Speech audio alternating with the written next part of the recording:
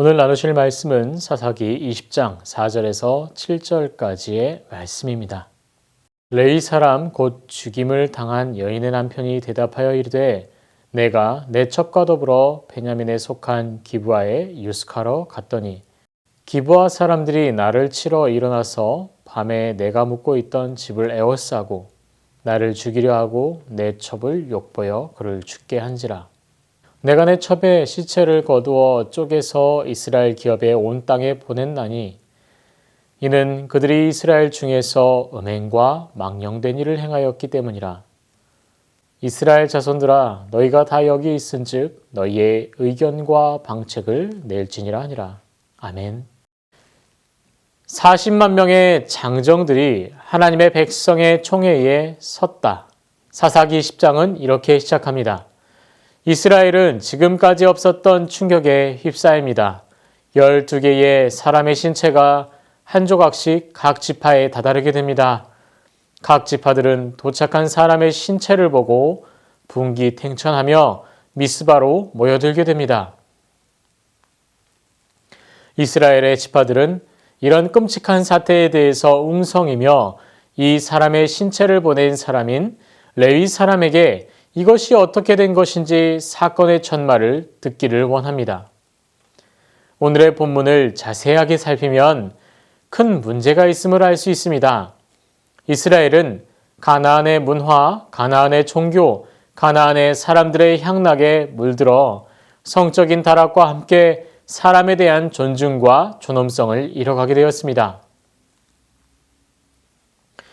소돔과 고모라가 멸망하기 전에 그 성의 백성들이 그러한 것처럼 처음 온 이방인을 성적인 대상으로 여기고 집 앞으로 몰려드는 행위들이 한 장면으로 동일하게 오늘도 보여지고 있습니다. 고대에 남성이 남성을 범하는 것은 정복의 의미와 상대방에게 수치를 주기 위한 방법으로 사용되었습니다.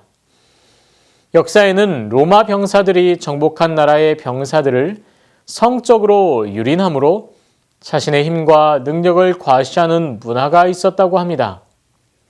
이 문화는 고대의 가나안에도 있었습니다. 그 근거는 가나안의 원주민들은 주변국의 전쟁에 완전 무장한 용병으로 활약했던 민족이기 때문입니다. 그들이 정복한 땅에서 하던 더럽고 추악한 행동들이 이제 이스라엘의 베냐민족 속에도 벌어지고 있습니다. 하나님의 거룩한 문화에서 가나안의 세속적이고 폭력적인 문화가 가나안에 정착한 이스라엘 가운데 만연하게 되었습니다. 사사기 20장의 본문도 이 가나안의 폭력과 분노의 문화가 드러나고 있습니다. 우선 자신의 아내의 사체를 12조각으로 나누어 각 지파에게 보낸 대범하고 잔인한 행동을 한 레위인이 그렇습니다.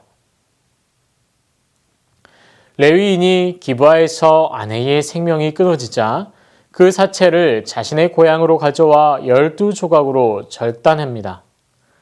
그 레위인의 분노가 얼마나 컸기에 자신이 그토록 찾아 집으로 데려오려 했던 아내를 12조각으로 나누어 다른 지파에 보내게 되었을까요? 사체를 훼손하는 것, 그 또한 그 사체를 보내는 행위 또한 분명 하나님께서 원하시지 않는 행위였을 것입니다. 그것이 하나님의 방법으로 해결하는 법이 아니었던 것입니다.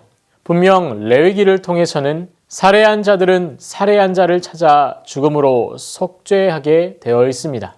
만약 하나님의 법이 이스라엘 가운데 온전하게 행해지고 있었다면 레위인이 이처럼 잔인하게 아내의 복수를 하기 위해 아내의 몸을 토막내어 이용하지 않았을 것입니다. 또한 7절 이스라엘 자손들아 라고 부르는 장면을 히브리어로 보게 되면 힘내 라고 소리치는 것을 표현하고 있습니다. 이는 보아라 라고 소리 지르는 것입니다. 이 의미는 지금 너희가 내 아내의 사체의 조각을 보지 않았느냐? 자, 보아라. 이제 어떻게 할 것이냐? 라고 회중에게 함께 복수할 것을 종용하는 것이죠. 레위인은 거룩하게 살아가야 하는 사람들로 하나님의 예배를 수종드는 자들이었고 그런 삶을 살아가야 하는 이들이었습니다. 그런 레위 사람이 자신의 아내의 사체를 토막내는 일이 있어서는 안 되고 있을 수도 없는 일이었죠. 그러나 그 일이 오늘 본문을 통해서 일어나고 있습니다. 40만 명이나 되는 이스라엘의 백성들을 불러 모은 레위인조차 분노와 잔인한 마음을 가지고 복수를 위해 이스라엘 앞에 앞장섭니다. 사사기 20장 1절에서 7절은 분노로 흘러넘치고 있습니다. 어떻게 하면 잔인하게 복수를 할 것인지, 잔인한 복수극을 어떻게 실행할 것인지 이스라엘 백성들은 모여서 의논하게 되었습니다. 잠언 27장 4절은 부는 잔인하고 노는 창수 같거니와 투기 앞에야 누가 서리요 라고 기록합니다.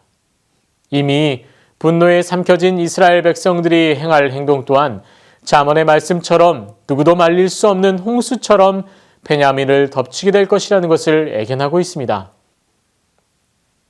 분노는 공동체 안에 긍정적인 영향을 가져오지 않습니다. 부정적이며 공동체를 무너뜨리는 역할을 하게 됩니다. 이스라엘이 이미 충분히 죄로 더럽혀졌지만 더럽혀진 그 집단 안에 분노의 불씨가 떨어지자 분노는 전염병처럼 이스라엘을 덮치고 이스라엘을 더 큰 죄악의 구덩이로 떨어지게 합니다. 교회 공동체는 수많은 사람들이 모여 이루는 공동체입니다. 그렇게 서로 의견의 조율이 어렵거나 의견 차이를 좁히지 못하고 힘겨운 상황을 맞이하게 됩니다. 그래서 교회 안에서도 분쟁이 많이 생기기도 합니다. 하나님의 질서로 하나됨을 이룬 교회 공동체 안에서 분쟁은 스스로에 대한 용납과 이해, 사랑을 통해 해결될 수 있습니다. 분쟁은 말 그대로 말썽을 일으켜 시끄럽고 복잡하게 하는 다툼은 질서를 어지럽히게 합니다. 그런데 이 분쟁에 분노가 합류하게 되면 도저히 해결할 수 없는 문제로 산불처럼 공동체 안에 번지게 됩니다. 교회를 온전하게 세우며 건강한 공동체를 이루어 가기 위해서는 많은 대화와 언쟁, 다툼, 분쟁이 있을 수 있습니다. 이런 과정을 통해서 사랑과 이해를 경험하고 공동체를 더 든든하게 세워가게 됩니다. 하지만 이 모든 과정에서 분노가 들어와서는 안 됩니다. 모든 것은 분노를 빼어내고 선한 마음으로 공동체를 위해 나아가야 합니다. 분노는 내가 인정받지 못하는 것 때문에 생겨나는 것입니다. 아직 내가 예수의 이름으로 죽지 않았다면, 하늘에 썩어질 미랄이 되지 않았다면 나를 높이며 나의 감정을 앞세워 분노하게 될 것입니다. 공동체 안에 선하신 하나님의 뜻을 이루어가며 사랑에 충만한 공동체로 이루시길 위해서는 저희들은 저희의 마음을 내려놓고 저희를 돌아보아야 할 것입니다. 우리의 마음에 분노가 있지는 않은지, 분노로 우리의 믿음이 흔들리고 있지는 않은지 관찰하여야 할 것입니다. 말씀을 의지하여 기도합니다. 나의 감정을 앞세우는 분노를 발하여 저희의 믿음을 상하게 하지 않도록 하소서. 공동체가 평안을 누리도록 서로 인애와 사랑으로 이해로 서로 돌보게 하옵소서.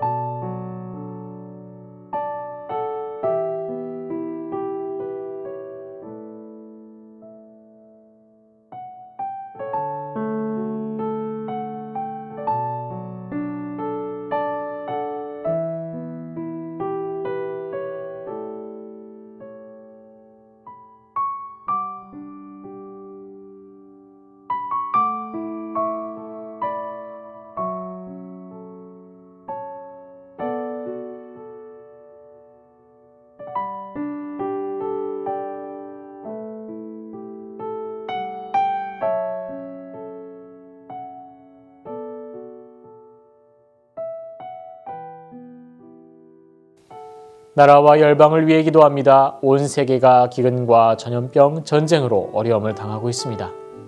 하나님, 이러한 고통에 처한 우리의 이웃을 돌보아 주시고 은혜를 허락하여 주시옵소서. 북한의 신앙 공동체를 보호하여 주시고 날마다 주의 은혜를 허락하시고 속히 통일을 이루어 함께 주님을 예배하는 그날이 오게 하옵소서.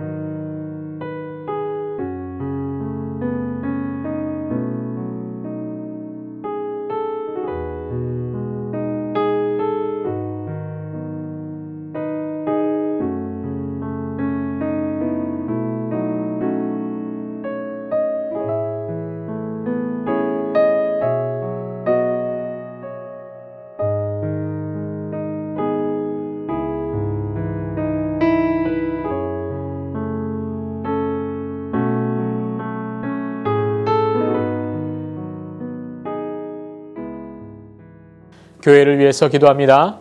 하나님이 세우신 새순, 주님의 보호하심으로 날마다 부흥하며 복음으로 흥왕하게 하옵소서. 지역사회의 본이 되며 지역을 변화시키는 교회가 되게 하시고 코로나의 위협으로부터 보호하여 주시옵소서.